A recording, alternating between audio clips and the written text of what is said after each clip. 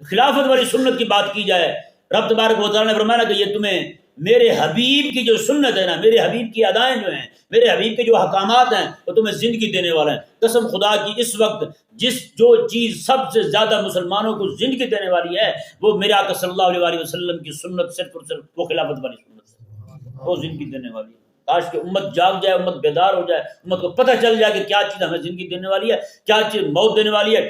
دیکھیں، جب بھی آقا علیہ السلام کی سنت کی مخالفت ہوئی ہے نا، وہاں پر ظلم ہی ہوا ہے۔ اب خلافت کی جگہ جمہوریت آئی ہے، مسلمانوں نے بھی اسے گلے سے لگایا ہے، یہی جمہوریت جو ہے نا، یہی قاتل بنی ہوئی ہے۔ پوری دنیا کے اندر مسلمان قتل ہو رہے ہیں، لاکھوں لاکھ مسلمان قتل ہو گئے، لاکھوں لاکھ مسلمان شہید ہو گئے ہیں جی، صرف اسی جمہوریت کی لعنت کی وجہ سے۔ جمہوریت نے لوگوں کو بانٹ دیا، الگ الگ حصوں میں بانٹ دیا، انہوں نے کہا تو ادھر، تو ادھر، تو ادھر۔